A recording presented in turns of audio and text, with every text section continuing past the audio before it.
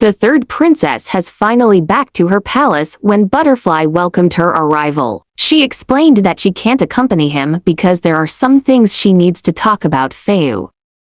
He was jealous that she was going to the main consort again. Butterfly went to follow them and planned to listen what they were talking. Xiao asked her since she was supposed to be with second consort, Yan, and explained that she have something to tell him. She revealed that she's going to marry Ru Yun. That made Xiao pale and surprised to her decision. Butterfly was also shocked to hear that she planned to marry again. Xiao sighed, telling her to just marry him because she must have her own plans.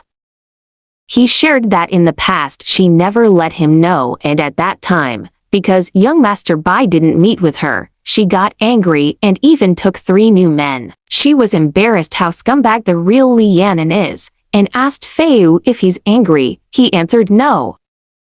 He explained that he is someone that understands the situation. He's just afraid that this young Master Li will make trouble. She reassured him not to worry because when she married Xiao, she had already considered the problem. With Xiao's temper, he would not let Ru Yun mess around. Xiao then understood and accepted her decision and told her to go to Xiao, but Yan grabbed him, telling him that she want to be with him that night. Butterfly thought that he was used seeing that kind of scene. Butterfly returned to his bedroom stating that the princess is about to marry another consort, and he is the son of an imperial doctor. He claimed that he don't deserve the princess because he's only a lowly courtesan. Other than his body and face, there is no way he can make her stay. Xiao remembered his father's advice to him. If he speaks truthfully in this place, he will become like Master Fei Yan. He died so young, but she's still his wife. In this life, she will be his only wife. 15 years ago, he remembered his young self running away from certain people. He was hungry at that time. To his desperation, he chased a dog having a food on its mouth. He tripped and thought he is going to die when someone approached him. That day he met Master Fei Yan, the third princess' father. Then gave him food and water. He thanked him, calling that he is a good sister. The man showed his chest, telling him that he is a man. Suddenly a group of people saw little Xiao, and he asked for the man's help, telling that those were bad people. Fei Yan slashed the bad people, but reminded little Xiao that boys can't kill like that. They will not be considered manly. Thien asked his name and why are those people chasing him. The child answered that his name is Xiao, and claimed that his father doesn't want him anymore. He pushed him out of the carriage and then left. Fei Yan took him to Yansheng Pavilion where his close friend was performing that night. The courtesan asked if he's a father now and how can he brought his son in a brothel. Fei Yan explained that he's not his son, while courtesan Jin wiped the child's face, and they both was surprised to saw that the child is so beautiful. Fei Yan left the child's care to courtesan Jin and asked him to raise the child, telling him that he can only trust him. Jin warned him to be careful. The days hasn't been peaceful, while Fei Yan revealed that he's already a father and he's going to look for his daughter and wife. He promised little Xiao that when time comes, he will pull strings and let his daughter marry him. Jin told little Xiao to call him father starting that day. After that, Fei Yan never came back, while Jin wept, telling that Fei Yan is not even 20 years old. His father always told that men in the brothel, despite giving away their bodies, they do not give away their hearts. If he were to give it to others, his heart can easily be crushed. When the heart is broken, people die. The third princess visited Butterfly with a gift on her. She showed a silver hairpin with gold rose on it, telling him he will definitely good with it. Xiao explained that he only wants a plain hairpin, the kind the main consort has, but Yan insist that a silver hairpin is too plain for him. Butterfly become angry, took the hairpin from her and threw it away, that made it shattered. He insisted that he wanted the one that the main consort has, asking if she can't bring him the one that she gifted to the main consort. Yan snapped and shouted to stop making such a fuss, reminding Butterfly that they married because they had similar interests. Everything that he wanted, she always given them to him, and asked if he's not satisfied with them. She told him that she also has a limit, telling him that what she gave to the consort, she could not ask it back. He realized that she's really correct. What has already been given is already too late to take back, and started crying. The princess was surprised and quickly releases him because she's weak to crying men. She apologized for raising her hand earlier. He explained that he's alright, and he was able to confirm one thing, and that is his wife only spoils him, but there is no love.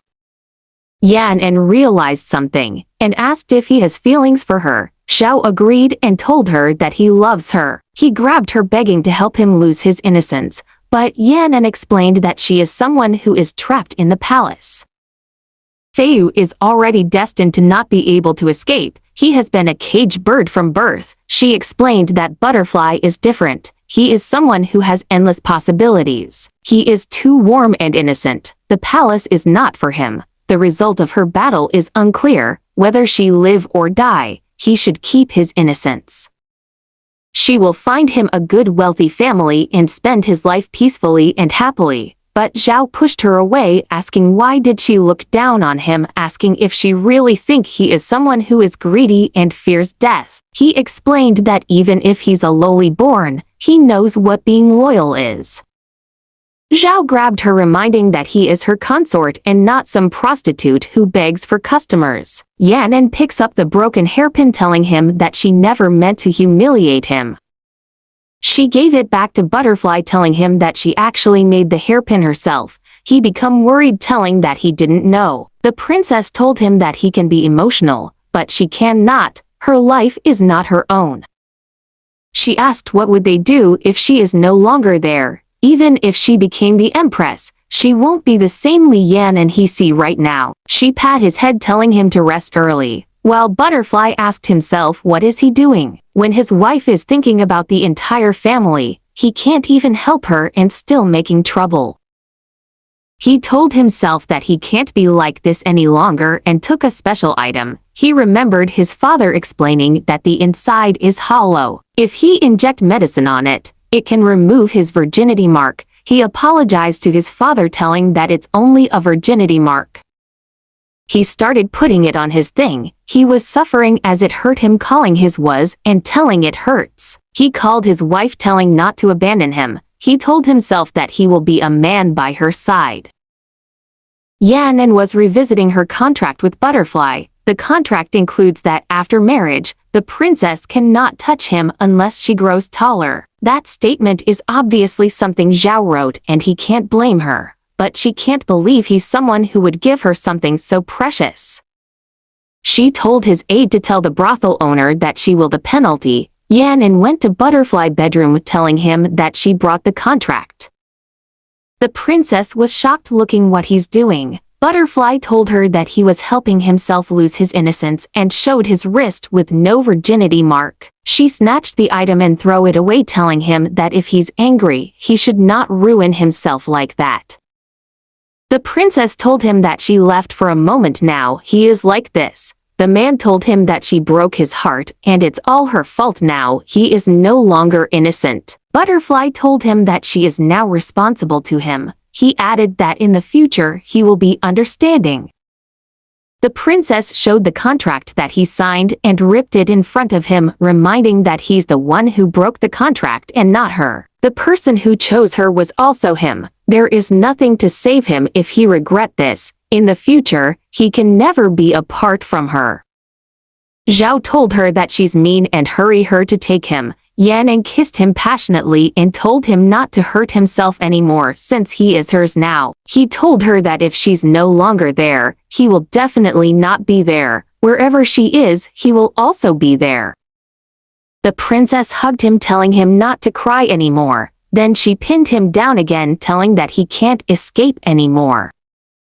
Butterfly told his father and Master Fei Yan that he have found his wife, while telling his wife that he belongs to her and she must cherish him. He told himself that in this life, he will never be separated from this person.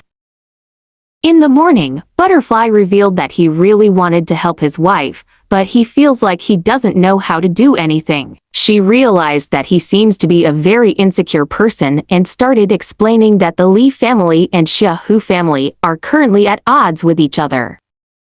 One day, they will definitely tear each other apart, but they shouldn't start with her residence because it is not their battlefield and she's not their pawn. Xiao asked what his wife wants him to do. She explained that the Li family's young master is not someone with a good temper.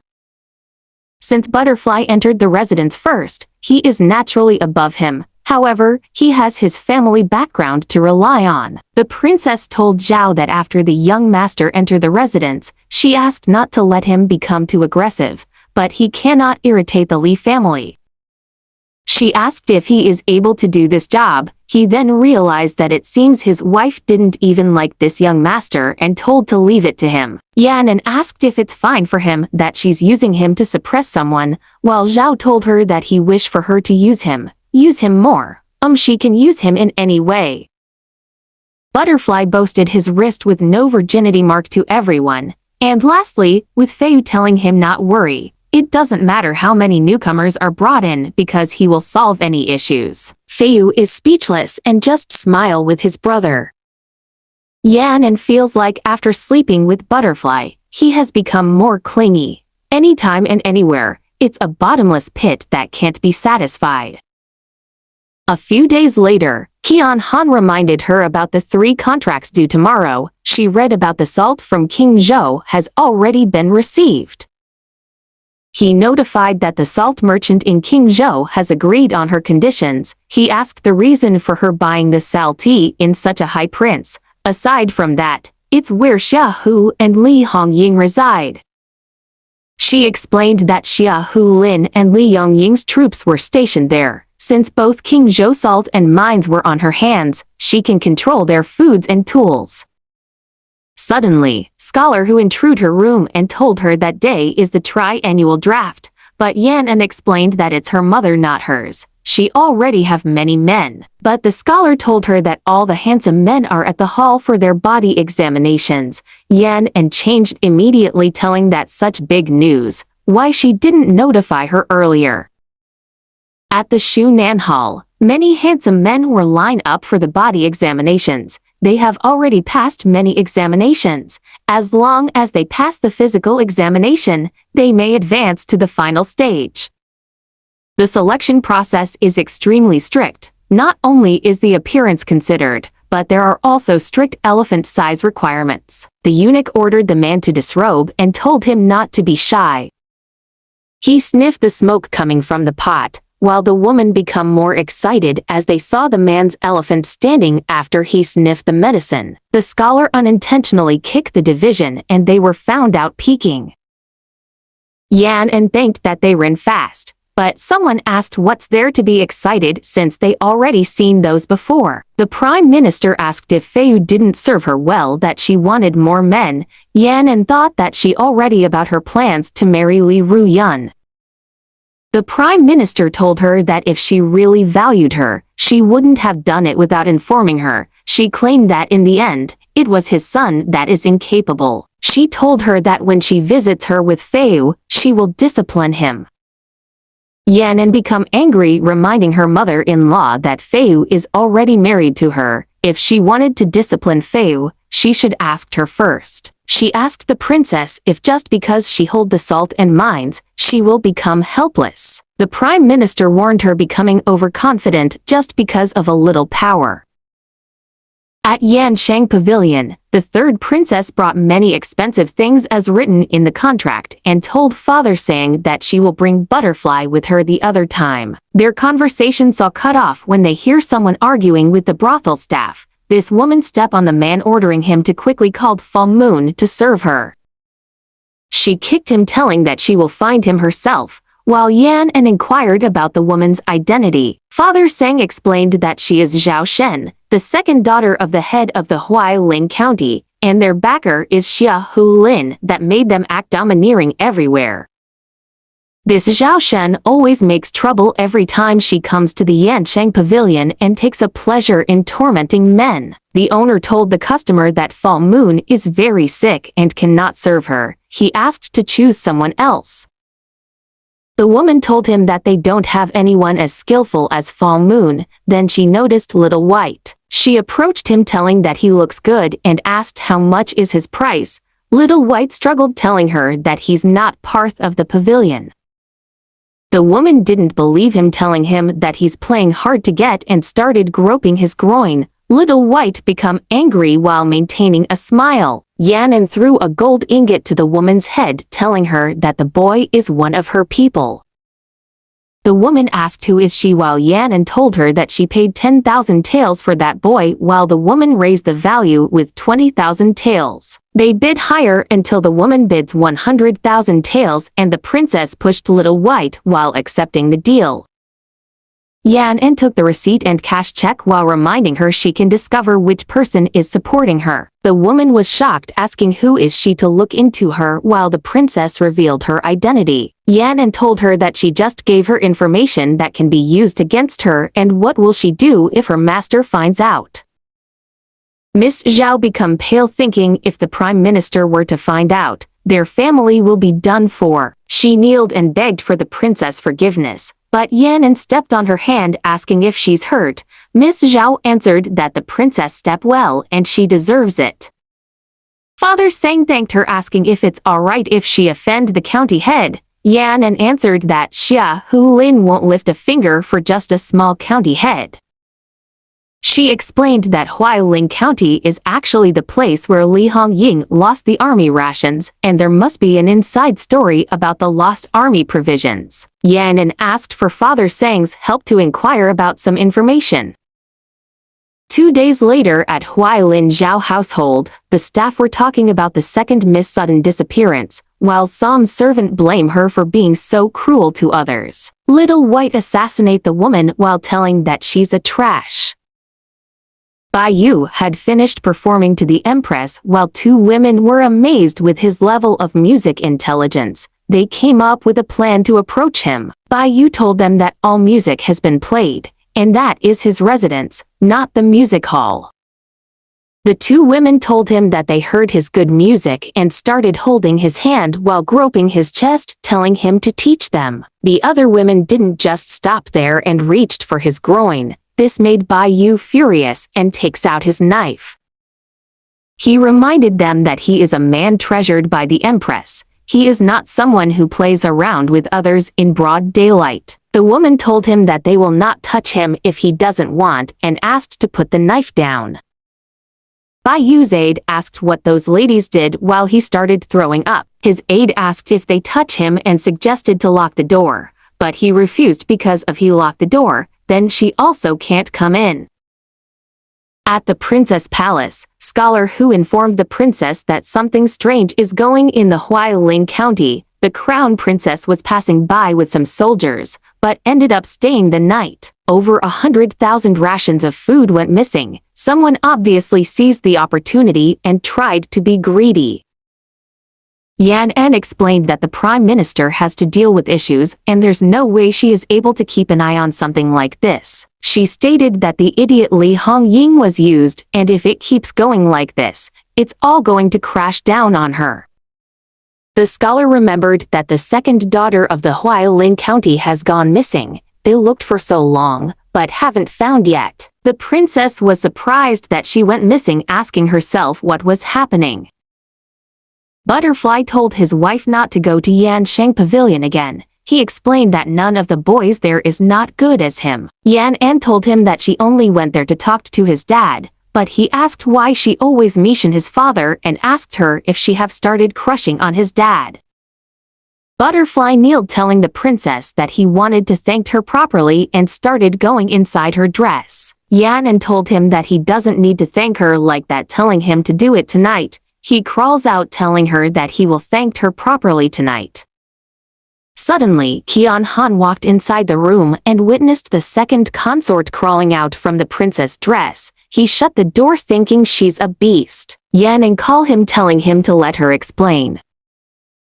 Feiyu asked if she really need to go because she don't look so good, but she explained that she still need to be courteous to Liu Yuxi. The princess was shocked that there was a blizzard making her cough, while her aide suggested to find somewhere nearby to spend the night. Yanan saw that the nearest area is where Bai Yu reside. She was welcomed and witnessed Bai Yu in the middle of changing his clothes. She sneezed while amazed that she has come to see such a great show while Bai Yu asked the reason for coming. The aide explained that the snow outside is too heavy and the third princess will stay there for a while until it gets lighter. Bai Yu asked his aide to prepare a bowl of ginger soup, while Yanan told him that she will only stay there for a little bit. He told her to change her clothes while she asked if he will stay there to watch her change. Bai Yu was stunned and asked if he can't because he used to help the princess change when she was younger. But she aren't a child anymore and turn around, but Yanan is still not at ease. She grabbed him and pushed downward creating a weird pose. He asked what is she doing. The princess answered him that she is tying him up. He asked if she really need to tie him like that. Yanan told him that she can change clothes without worrying while Bai Yu asked if she doesn't trust him. She explained that she needs to put her guard up against everyone. If she let her guard down casually, she won't even know how she die. The princess asked if he doesn't wanted to be touched by all women except her. He answered that when she touched him, there's no issue.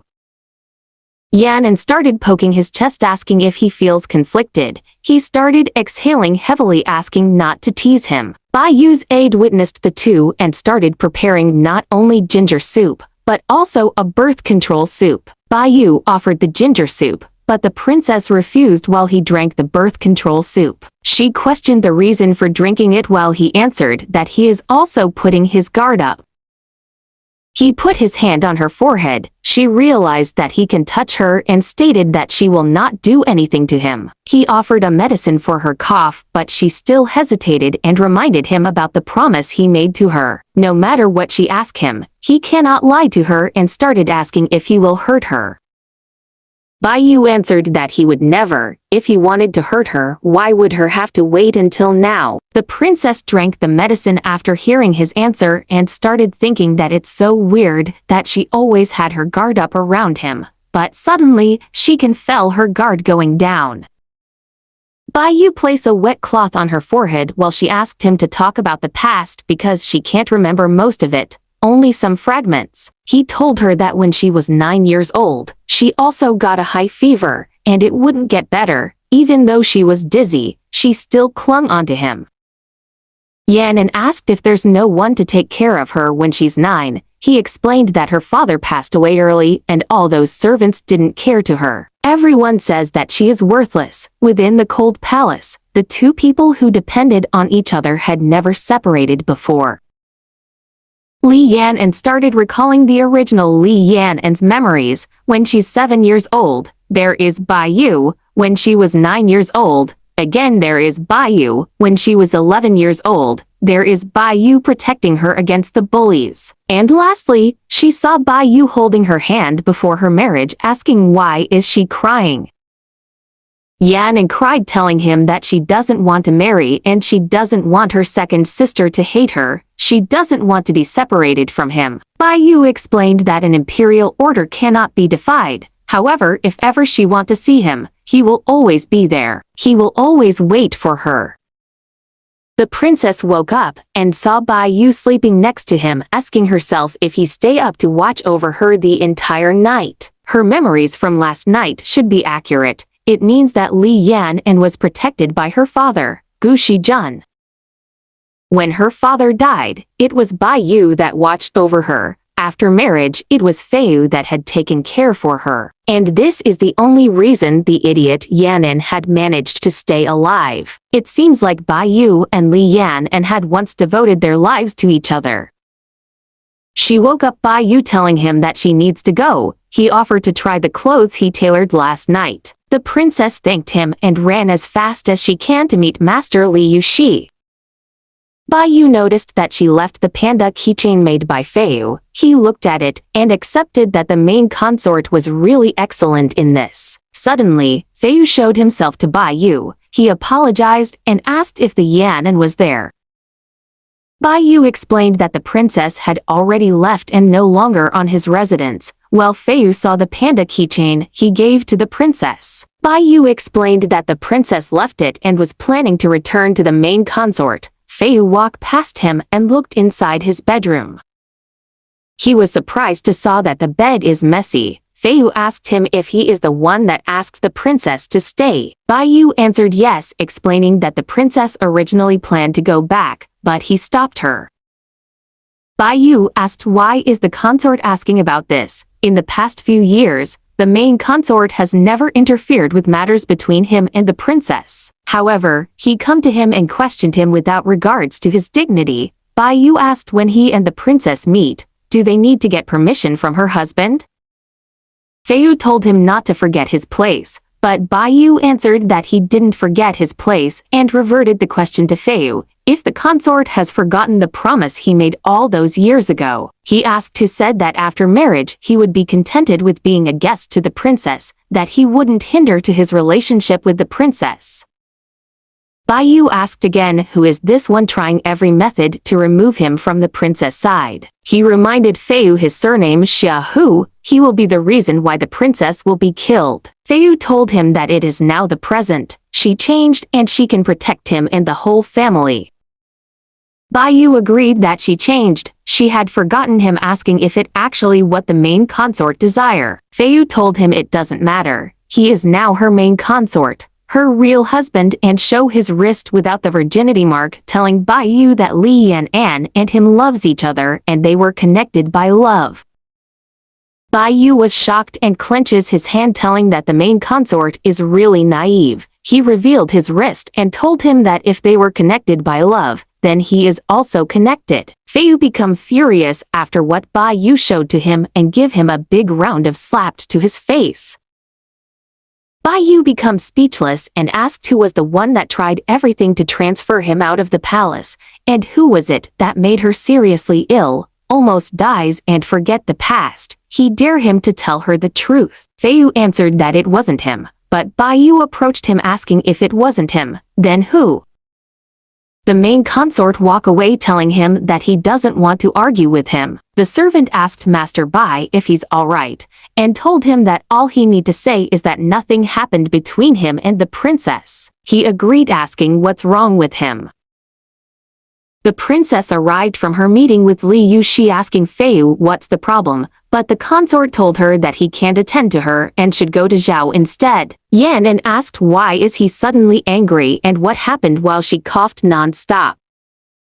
Fei Yu was surprised and immediately went outside asking if she's sick. She answered that she caught a cold and got a fever. The main consort realized that she really was sick last night. Yan and asked if he's still angry while Fei Yu told her to lie down. He asked if he went to Master Bai residence today. She answered that she didn't went there as all her belongings that she left were delivered. Fei Yu asked if Bai Yu told her anything. Yan and asked if Bai Yu have something to tell her while Fei Yu was blaming himself for failing to take care of her, and also so jealous that he accused without reason. He started to regret telling himself that he's really so indecent. The princess was worried, asking the reason for his tears. He answered that he slapped Bai Yu while Yan and was shocked. Fei Yu explained everything while Yan and still can't believe he slapped Bai Yu. The main consort kneeled asking for forgiveness and told her to punish him, but she told him that it's already done and will resolve the issue. Fei Yu burst out asking if she accepted Bai Yu, but she asked if he's really serious asking such question. He explained that Bai Yu have no virginity mark and she spend the night with him. He explained that she should take responsibility for Bai Yu, but Yan and asked again if Bai Yu really don't have a virginity mark.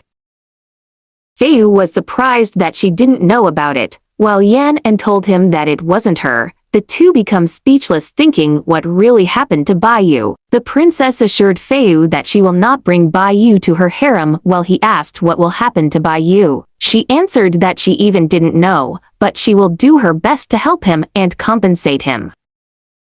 Yan and then realized the reason for Bai Yu's fear of touching him by women. Even if one day he will be connected to her by love, she cannot recklessly accept him. She also have all lives to protect, stating that she will not let a man control her destiny. Yan and assured Fei Yu that she will take care of Bai Yu's issue. The third princess asked Qian Han what would happen to an unmarried man who didn't possess virginity mark. He answered that he have no knowledge of these kinds of social norms, and he didn't think that virginity mark has any importance. But he added that the society seems to care a lot about it. If a man is not engaged, yet does not possess virginity mark, it will be hard for him to find a woman suitable to marry him. The princess then understand and grabbed Qian Han while he asked what she's doing, but she opens his robe to expose his chest. She asked to help her, asking if that perhaps she take him forcefully. Will he be disgusted? Qian Han told her that she's just taking advantage of him, telling her that he doesn't want this and holds her hand to stop.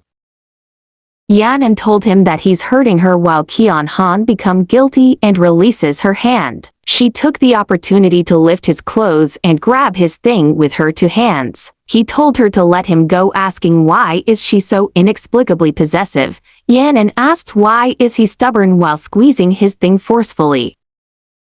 Little White told them that the guests outside are all watching them. Qian Han was surprised, thinking that ever since the day at the city wall, the princess has become more daring towards her. Right now, there isn't even a way to resist her. If this continues on, then he will really become her pet.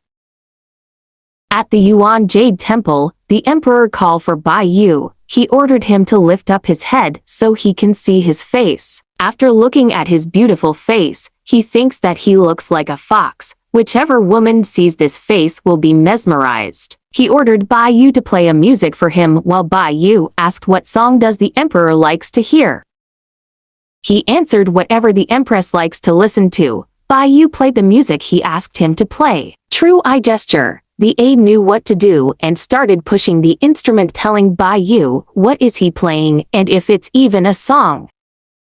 The emperor told him that the song is not worthy to be played in his palace. The room was filled with some nasty energy after he started playing. Bai Yu understand him while explaining that the song he played is what the empress really likes, and added that if the instrument breaks, Her Majesty won't be able to listen to the music anymore. The emperor became furious for provoking him and ordered to teach Bai Yu a lesson. They took him down and placed his fingers on a punishing board and started clamping his fingers. They ordered to put more pressure, but he wasn't satisfied, asking what's wrong with this man. It obviously hurts, but why does he not make any sound? The aide told the emperor that if they continue clamping his fingers, he won't be able to use his hands anymore. He didn't care and ordered them not to stop. Suddenly, the door opened, showing the face of the empress, while the emperor was surprised, asking why is she here. The empress angrily told him that he is becoming more unruly, asking if he has any sense of an emperor's bearing for torturing a musician like that. He kneeled, telling her that he is just teaching the musician a lesson, while the empress inquired about Bai Yu's condition. He answered that he's fine, but worried about his guqin, while the empress asked why is he worrying about his instrument. This made the emperor more angry at Bai Yu, while the empress ordered her doctor to tend to him. She told the emperor not to come see her for the entire month and reflect well on himself. He accepted the punishment while thinking that he treated Li Sunuan well, yet she dare send such a charming vixen to the empress. Yan visited Bai Yu and saw what happened to his hand. His aide explained everything what happened. She asked that she will touch him so she can see his hands, but Bai Yu told her that his hand is not clean. The princess was wondering if it's original Yan and that feels heartaches. She gave him a food that Feiyu told her to bring. Yan told him that Feiyu is sorry for how he acted that day, while Bai Yu explained that the first consort simply cares for her, which is why he acted like so. She offered the bread, but Bai Yu reminded her that his hands were injured. The princess then offered to take a bit on her bread. Bai Yu read for it and took a bite. He then inquired if there's something she wanted to ask him. Yan asked who it was that took his innocence. Bai Yu answered that he also don't know who it was. The princess becomes speechless, telling him not to open up if he doesn't want to talk about it. He stated to allow him to tell her what happened. At his age of 13, he was dragged away by some women he didn't know. A man who lost his innocence is a shame to his family. He can only be given as a plaything to nobles. As a result, that year he married someone casually. He became a pet for some noble lady to fill her house, and a new nightmare begins. It was a time he doesn't want to remember. However, within a year, the wife suddenly died and everyone said that it was him who caused her death. At the same age of 14, his family committed a capital crime. Fortunately, a noble elder fell for him. His young self again become a little young master. Baiyu explained that initially, he liked the main consort Xiao who, he would sometimes think about how he would one day find a wife who loves him, but everything changed in just 2 years. They always say that a man who doesn't possess a virginity mark doesn't deserve to live in this world. He want to live well, to live a life they can't imagine and want to see with his own eyes. He want to see them suffer. The princess felt that her heart aches, but she can't distinguish if it's the original Yan and that aches or hers. Baiyu asked if he's dirty while the princess told him not to say such stupid things and gave him a kiss on his cheek. She told him that was all in the past. He will never experience anything like that again in the future. The Li Yan and today needs him and she wants him. His strength isn't only limited to his beauty, but also his knowledge and abilities. If he wants to prove himself, she will give him an opportunity to grow and prove them wrong.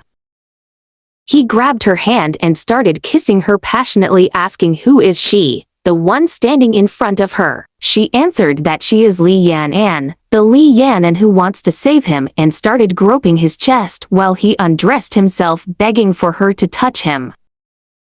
Baiyu told her that she asked him what would he feel if she touched him and explained that he felt sick whenever he was touched by a woman, but it's only her that's not the same. He pleaded the princess to touch him while Yan and asked what kind of touch he meant and started groping his thing. This caused him to tremble.